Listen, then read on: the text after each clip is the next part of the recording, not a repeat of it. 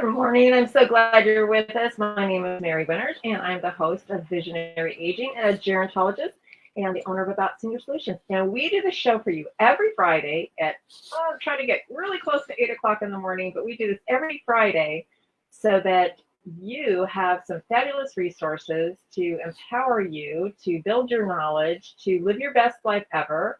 And so once you go ahead and get your coffee or your tea, I'm drinking tea this morning. I actually always drink tea versus coffee. And we're just going to show you about the amazing power that you have for your vision of aging. So we want to help you create that wonderful vision of aging. So why don't we go ahead? I'm going to bring on our wonderful Stephen McCullough, who always asks a caregiver question. So let me go ahead and bring Stephen up and ask that question. Here we go.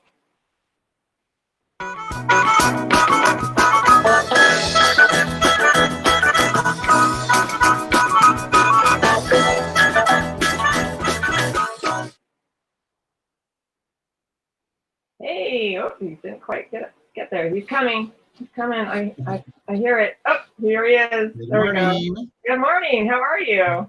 I'm good. I got my coffee. I know you do tea. Yeah. I got my Jones coffee going today, though. Ooh, Jones. Nice. Little local family roast. Mm-hmm.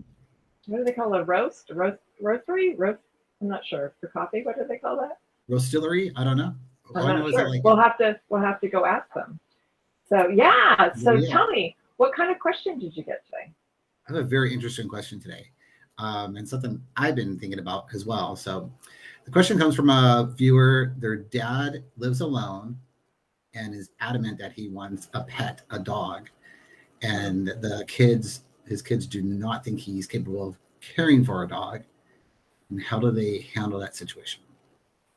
Well, perhaps that could be assessed to have a dog or not. I know Humane Society is pretty good about assessing whether one of their animals can be well cared for. And so that's something that they could look into in advance, called the Humane Society. There are lots of pets, obviously, who do need homes. So I think just looking at the situation, is he able to, what's the size of the dog? Would he trip over a small dog? Right. Is he feeding himself okay? Is that something that he can pick up after a dog? Does he have maybe some assistance at the house? So maybe a caregiver could support a dog. I actually remember my dad, he really wanted a pet as well, but he was living with my brother, and the dog just wouldn't come to him, and it made him so upset that the dog wasn't connecting. So as a result, we wound up finding another family for the dog, who had this dog that we could see all the time, but he really wasn't able to take care of a dog himself, and he was dependent on family to do that. And ultimately, like I said, the dog wasn't interested in connecting with him. So he decided it wasn't a good thing. So sometimes maybe bringing little pets over, your own dog to visit your dad. Sometimes you can supplement that. I have a client recently moved to assisted living, and maybe one of our guests can speak to this, Dimetris, over at Morningstar, who's here yesterday. And I wonder if they can have pets over at their place or not. So we'll have to ask them. So yeah, there's a fantastic new building over in Pasadena, California, called Morningstar, and they're in a few other locations too. So let's find out. Let's find out what he has to say. So you want to come back on at the end? I do. You have a great show. All right. All right. Okay. Right. Thanks. See you soon. All right. So we have a fantastic guest. His name is Dimetris, and he will be coming on. Dimetris Jones. He is with Morningstar Senior Living, and he's going to share a little bit about why they're special and different. And hey, hi. How are you, Dimetris? Oh, I've got to unmute you. There you go. Now you can say hi. Can you guys hear me? Now we can hear you. Perfect. Now we can hear you. Thank you so much, Mary, for allowing me, Dimetris Jones, to be a part of this wonderful event this morning. I love what you have to offer for the seniors. As you know, they're the most important people on the planet. So I appreciate you and your company having this event every single Friday. With that being said, such a great question that was asked, and I would love to answer that. Oh, Here, great. Okay. yeah, here at Morningstar Senior Living of Pasadena, we are happy to always welcome family members, but the little furry ones as well. And I kind of want to answer that question for you. We have several residents who actually have animals and pets, and how we assess them, we also assess if they're able to care for those pets as well. So in addition to doing an assessment for the resident and their possible care needs, we are able to assess them and their pet care as well. So we'll move the pet into our community and see how we can assess the situation. If they're capable of taking care of that animal, we'll move them into the community. At a certain point in seniors' lives, they are unable to care for those pets, and that's where we step in. Our key staff will actually be responsible for providing the care, meaning we take little Rover out and we'll bring him back in for that particular resident. Oh, that's great. That's really neat. Is there a size limit? I know most places will have a kind of a limitation on the size of a pet that can come move in with a senior. So actually, we don't have a size limit, but again, we want to make sure that we want to make sure that dog is appropriate enough to live in an environment where there's many people and sometimes cats. So for us, it's always making sure that dog or cat is appropriate enough to be around other people. Oh, nice. Okay. Well, so if you would like to bring over your marvelous dogs, and honestly, they're well mannered. Oh, they're really great dogs. I think they're people. Actually, I don't have any longer, but I was raised with Danes. I had a Dane for my kids, and each one of my kids actually have a Great Dane now. So they're oh wow, the Great Dane family. Yeah, exactly. But so tell me, you're kind of new kids to the block, at least in Pasadena. I know you're in other states. Share a little bit about Morningstar, why you're different, and we're going to talk a little bit about your opening here in Pasadena too. Awesome. Thank you again. So in Morningstar Senior Living of Pasadena, we are new to the block when it comes to Pasadena. This beautiful building that's located south of Huntington Hospital has actually been here for more than 18 years. So it is a purpose-built building meant for seniors and housing them. Morningstar Senior Living actually took over a year and a half ago. So now they own and manage this particular property here in Pasadena, but they've been doing this now for almost 32 years. So Ken Yeager, who's the founder, actually worked for one of our big competitors, being Sunrise. He now actually owns his own communities, and he started off in Denver, Colorado. We're now here in California and other locations in Arizona and the Pacific Corridor. But what really sets us apart from other competition, being Sunrise and whatever other competition surrounding us right now, we do have the opportunity to take care of the residents on more of a faith-based driven philosophy, meaning that golden rule is very impactful for us, where not only will we take care of our own family and friends the same way we would the residents who live here. So really living by that golden rule here has really led us to be a different philosophy and a different model when it comes to our residents and their families. You know what's so special about that? I don't know that I've shared this with you, actually. And I'm going to do this really quickly because, in fact, Rebecca will be on in a little bit too. It is so important. We looked at a lot of, I've done a lot of research over the years, and we've pulled together something that we call Shape Up Your Longevity. And let me just share it with you really quickly. Sorry to kind of interrupt all of this here, but it's so important. And I've always been so, not amazed, but so happy to see that spirituality in your community is so important. It's actually one of the measures for longevity. And so spiritual community, healthy life balance, attitude and influencers, physical activity, eating habits, a united family, you're a united family in your community, and purpose, creating purpose for our seniors.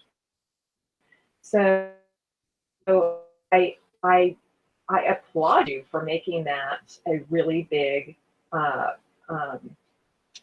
event or a big focus in your community, because it really is important. Yes, man. It really is for me, Mary. And we see it all the time here. It's really impactful. We have tons of family members that come to visit their loved ones who live with us. And most of the time on Sundays, they're going from here to church. They come back to have lunch together as a family. So anyone, whether they're Christian or whatever background religion they kind of serve a purpose at, we feel it's rather important for them to have that connection. So you're absolutely right when it comes up to your Shape Up program. I love that philosophy that you have invoked. Yeah, and you have a lot of other activities and interesting kind of paradigms or ways that you presented activities. So tell me a little bit about that too, and how you engage your seniors there. Yeah, that's really, actually, we were just talking about it recently enough. Everyone loves animals. But I think for us, we have a really cool program. Our coordinator over activities, Malin, she really has brought in not only pet therapy, which we mentioned earlier, but just yesterday, we had country line dancers here in the community for some entertainment. Just a remarkable, impactful event where we're not forcing anyone to be a part of an activity, but who doesn't like entertainment? Sure. So just Right. simple entertainment. They come in, people get to get their blood flowing, they get to dance. So really, we have activities centered around not only pet therapy and painting, but entertainment, because everyone likes to have that connection when it comes to some type of movement, and music actually unites us all. So it's really cool performance that we have here for activities. But in addition to that, we have residents who live in our Lavender Sky floor, which is for memory care. And that's our designated floor for anyone that has a diagnosis of dementia, Alzheimer's disease. With that being said, they were also a part of those activities as well.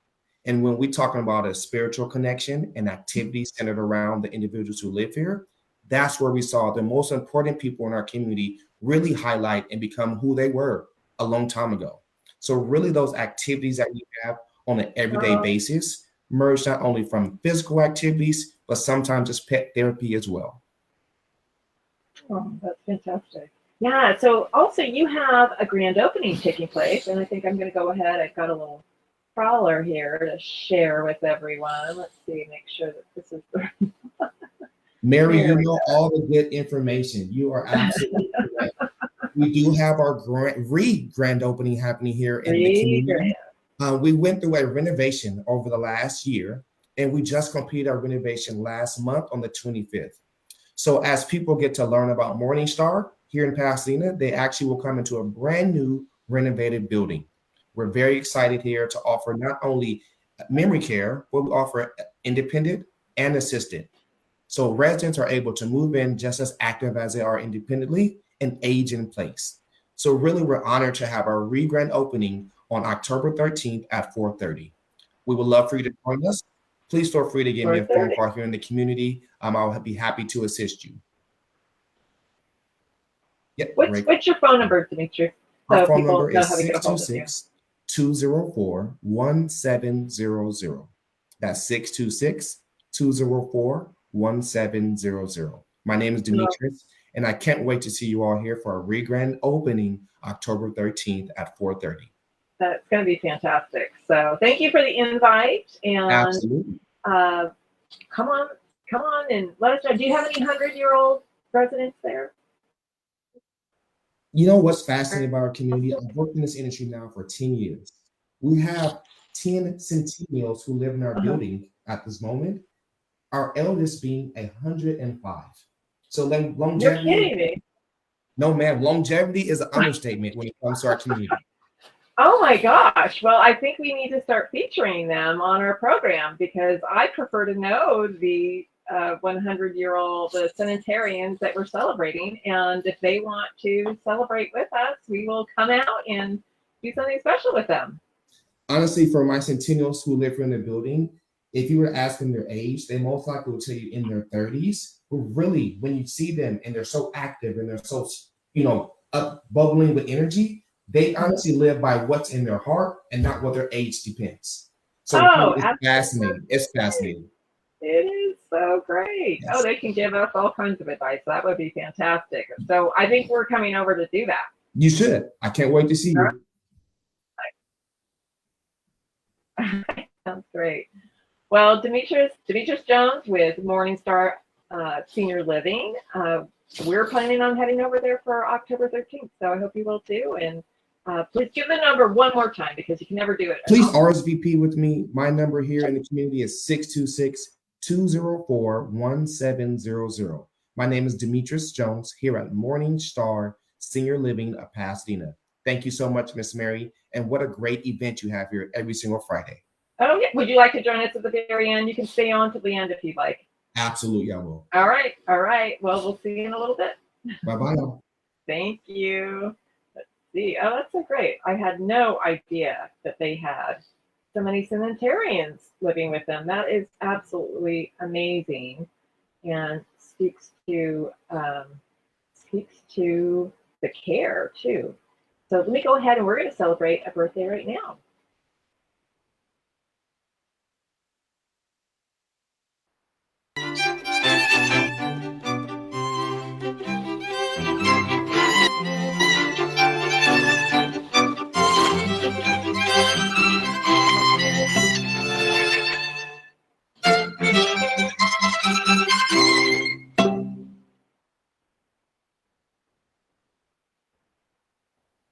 Well, we have a gentleman who fought in the Battle of the Bulge, and his name is Vinnie Moreno.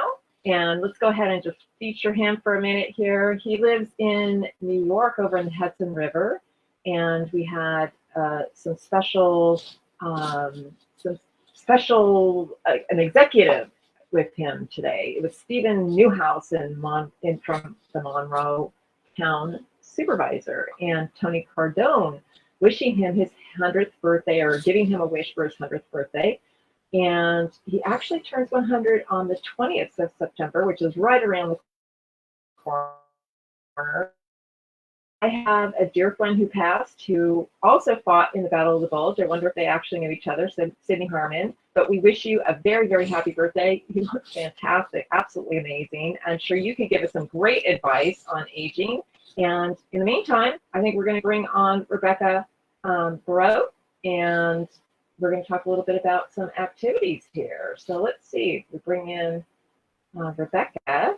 We'll go ahead and say goodbye. Goodbye, Mr. Marino. All right, let's bring in Rebecca and talk a little bit about activities here. So I love what Morningstar is doing. Isn't that interesting, Rebecca? How are you today? Good morning. How are you, Mary? I'm great. Yeah. Morningstar has a lot of 100-year-olds living with them. That's amazing. That's Isn't it amazing. fantastic?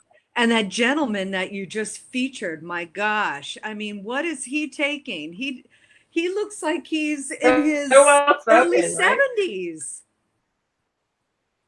Oh, I know. I love it. I want what he's amazing. having right now. Exactly. I want to be like you when I grow up. So tell me so you are the activity queen as you have a master's in recreational therapy. We're working on some really cool projects that we've done for a long time, actually. And give me some tips on if you were to present or to offer some great advice to somebody who wants to live to be 100, what kinds of things should they be doing in their activities? Well, I think Mr. Jones, first of all, I have to say I'm thrilled to be here today with Mr. Jones, who is really leading the discussion today regarding health and wellness, which includes activities and life enrichment. So that just takes me over the moon right there. And I think he hit the nail on the head. That's it, is being active, enjoying the things that you used to do, still learning, participating, getting involved with others. That's a big deal right now coming out of COVID. Those are my tips. That's so important coming out of COVID for our residents in residential living. You and I have talked about it since day one. And ironically enough, I don't know if we'll bring Mr. Jones with us and I'll be able to talk to him, but obviously I know that building very well. Yes, we do, because we were familiar with the past owners who did a lovely job. But it's so interesting too, because when you have people can feel just as alone in assisted living as they do alone in their home. And it's the responsibility of the community itself to embrace and bring people together to feel that they have a connection with others. And it sounds like they're doing a great job there. Absolutely. It comes from the top. In my years of experience as a consultant working in hundreds, if not jumping over 1,000 buildings, it comes from the top. And when your management, your administration understands the importance, again, of this kind of involvement, health and wellness activities, life enrichment, this is where the aging space will thrive. Once they understand the importance of this, once they support their activity life enrichment teams, this is where humans will thrive, because they will be a vibrant part of not only their life, but the community. And that's what we all want for the people that we're working with every day. Absolutely. But the other thing that he said too that I thought was really, really great is that they feel like they're Yes. 30. His sanitarians feel like they're 30. So I think it's sometimes a mindset. And that's back to a shape up item, attitude and influencers. And if your attitude is such that you are feeling great, you're connecting, you have maybe not a 20-year-old body, but you have a 30-year-old body, that's pretty incredible. That is extremely incredible.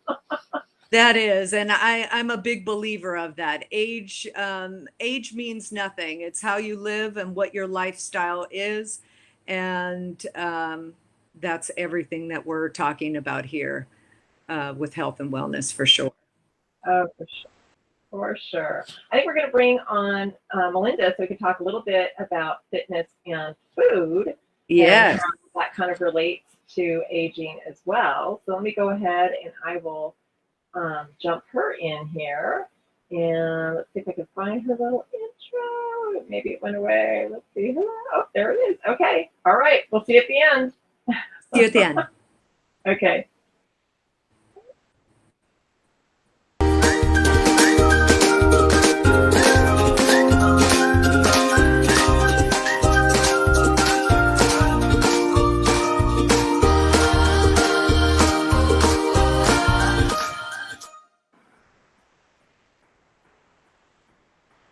Good morning. Good morning.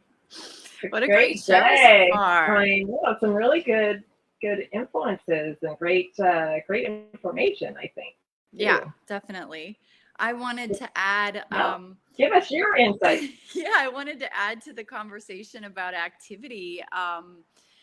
When Morningstar Dimetris, he said he was going to have line dancers coming in to one, entertain, but also with the option of the residents participating. And that fed into what I wanted to talk about today with what a cardiovascular workout is. So most people think that to get a cardiovascular workout, they have to be doing something specific, like running or walking or being on a bicycle. And really, the activity that you're doing is not the important thing. The important thing is that you get your blood pumping and you get your heart working. So a cardiovascular workout makes your heart work a little bit harder. Your heart and lungs work a little bit harder than they're used to working. And the way that we do that is by using our muscles intensely, because the heart and lungs pump and work hard to deliver oxygen to working muscles. So whatever we do that takes muscular work can potentially be a really good cardiovascular workout by making our heart and our lungs work a little bit harder to deliver oxygen to those working muscles. So we don't need to do any special activity. You don't have to think about just running or walking as a great cardiovascular activity. It can be any activity you enjoy that you're doing with, I guess, vigor so that your muscles are working. So a perfect example of that, of an activity that people enjoy that can be an amazing cardiovascular workout, is dancing. And I think sometimes you don't realize that you're getting such a great cardiovascular workout because you're having fun. Another way that people get a cardiovascular workout sometimes is gardening. because they're working their muscles and it's putting a demand on their heart and lungs, and they're breathing and they're working in the yard, but it's not something that we would think of necessarily as a cardiovascular workout. So I just wanted to leave that tidbit on today's show that whatever activity you're doing, if you're doing it, with enough vigor, I guess, where you feel your heart and lungs working and you feel a little bit out of breath, that is a cardiovascular workout. So it's even better if it's something you enjoy. Absolutely. Well, let's bring everybody back on. I think. Let's see. I also have to see what day it is today. We'll bring on Steve, and then we'll bring. Hi, Rebecca. Hi, Melinda. Love the hair. Oh, thank you. Looks great. Yeah. And let's see. Steven. We've got. Let's see. Oh, let's see what day it is. Okay, Stephen always tells us what day it is, but let's see. It looks like it's National Guacamole Day. Oh, perfect. Because avocados good. are really good for your cardiovascular health. They're heart healthy. I think avocados are like the best food in the entire world. I mean, it has fiber. It has. It's good. It has. Well, I don't know that it's on top for hydration, but it does offer some hydration, and it's delicious. And it's with too many chips, maybe not. Those so healthy good, fats in avocado are also amazing for brain health. Exactly. There you go. So yeah, what other is it, Steve? Oh, here, I think I've got him. He's probably muted still, so he can't say that it's guacamole day at all. Can you hear me? I can hear you now because I unmuted you. I was just saying, it's amazing if you go to a restaurant and you get avocado toast, it's like $12 Right. for like half an avocado and a slice of bread. Right. For sure. So I wanted to share. So any other days? Well, I wanted to share some sports history today. So I'm going to do Let's hear it.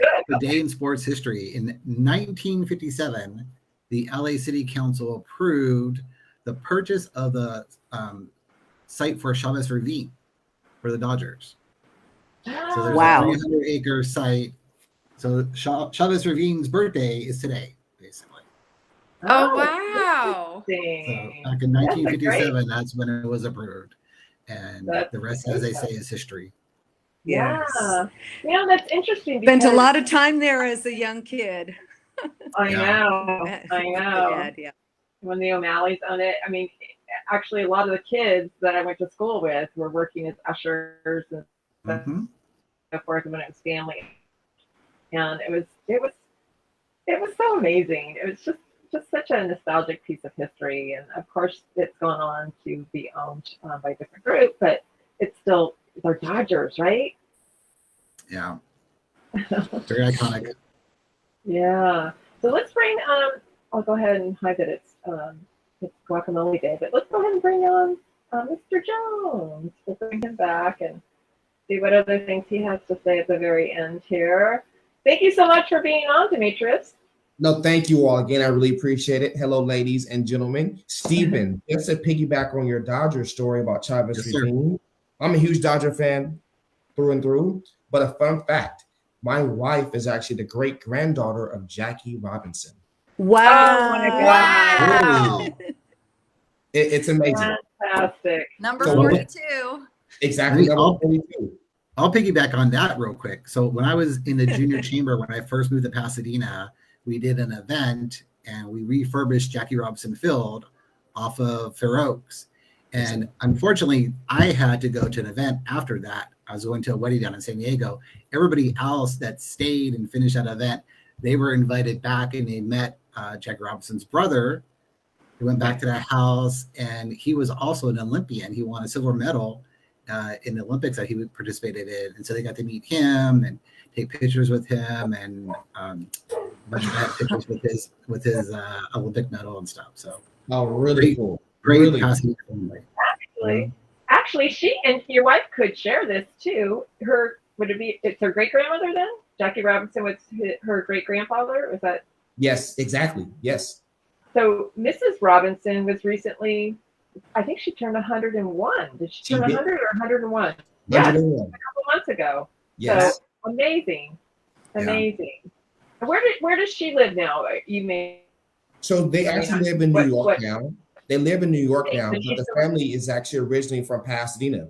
So I'm actually from Pasadena. I was born here at Huntington Hospital. And actually, we're both alumni from John Muir High. So really, I believe Pasadena through and through.